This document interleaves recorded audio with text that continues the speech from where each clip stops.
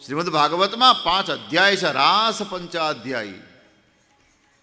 અદ્ભુત કથા છે. એટલે ભગવાન શંકરજી વિસ્પાન કરી શકે અને કૃષ્ણ ભગવાન ન કરી શકે એ માનવાને કોઈ કારણ, તો પછી આંખ બંધ કરી શું કામ? ભાગવતનો એક પ્રમાણિત મત. પૂતનાને જોયા પછી પરમાત્માને એમ થયું કે આ મહિલાને, આ સ્ત્રીને મેં ક્યાંક જોઈ છે. ક્યાં જોઈ છે?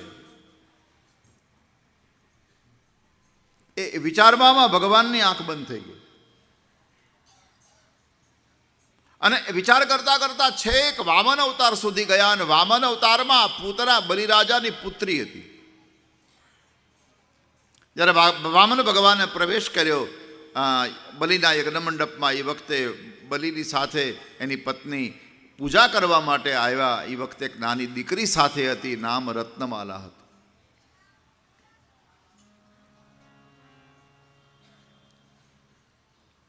ભગવાન વામનને જોયા પછી ભાવ જાગ્યો, આવું પણ મને એકાદ પુત્ર હોય તો કેવું સારું. આ પુત્ર ભાવ જાગ્યો. પણ પછી જ્યારે વામન વિરાટ બન્યા એ વખતે ભાવ ફરી ગયો. એને એમ થયું આવાને તો ઝેર આપીને મારી નાખવા જોઈએ. અને પરિણામે 2 વાસના લઈને પૂતના બની છે. પરમાત્માને ગોદમાં સુડાવ્યા, સ્તન મુખમાં આપ્યું, ભગવાન વિષપાન કરી ગયા. ઝેર પી ગયા બધું. પછી તો ભગવાને લોહીની શરૂઆત કરી. અને જેવું લોહી જવા લાગ્યું એટલે પૂતના વ્યાકુળ થઈ ગઈ. કનૈયા બચાવ, કનૈયા છોડ, લાલા છોડ.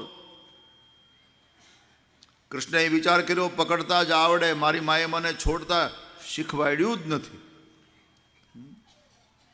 અને ભગવાને એ પણ વિચાર કર્યો કે પૂતના, મારા છોડ્યા પછી આ સંસારમાં કોઈ પકડતું નથી. સંસાર છોડે એને ઈશ્વર પકડે, પણ ઈશ્વર જ જેને છોડે એને કોણ પકડે?